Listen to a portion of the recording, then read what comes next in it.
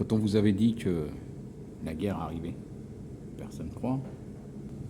Personne ne croit, bah vous avez la réponse du général, le plus haut gradé de l'armée française, qui vous le dit. Dans 3-4 ans, il faut que la France soit prête à un conflit avec la Russie. Ça fait des années que moi je le dis, qu'il y aura une guerre. Cette guerre est déjà signée par les maîtres de tous ces larbins qui ont été placés là. Lui, il a été placé par le petit Manu, c'est son ami.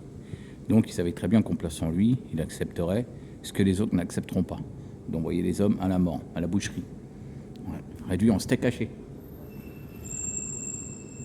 Les hommes, les jeunes, les réservistes, ceux qui seront envoyés d'office quand ils manqueront d'hommes au bout de pas beaucoup de mois, les chasseurs, les tireurs sportifs, tous les gens comme ça, quoi.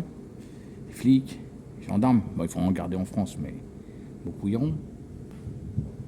Et quand je le disais depuis 4 ans, même plus longtemps que ça, quand j'avais fait des vidéos sur Réservoir PPS que je disais qu'il y aurait la guerre, il y en a beaucoup qui disaient mais non, c'est pas vrai, c'est pas... Mais non, jamais. L'Europe c'est la paix. Non, l'Europe c'est la paix. Il fallait regarder George Orwell, hein. Il nous avait prévenu de ce qui allait plus tard se passer. Il connaissait, il faisait partie de cette caste-là.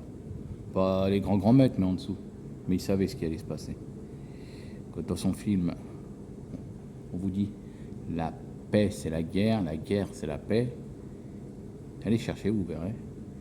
Et qu'on arrive à vous faire croire tout ce qu'on veut. Et vous faire croire que les Russes sont la menace. Non, le peuple russe n'est pas la menace. C'est le petit Vlad qui est la menace. Parce qu'il a le même maître que celui d'ici. Celui qui place tous les pions au pouvoir dans tous les pays occidentalisés. Et même ailleurs, même au Maghreb, partout. C'est le même, que vous le voulez ou non. Même en Arabie Saoudite, c'est le même. Ah oui. D'ailleurs, il faut savoir que le prince Ben Salman est fier de sa descendance du peuple des Lumières. Ah oui. Le royaume d'Arabie Saoudite a été fondé par son arrière-grand-père, qui en était un, et qui a fui et qui a pris la place d'un grand fermier d'Arabie Saoudite, quoi. Eh oui, mais quand on vous le disait, c'était non.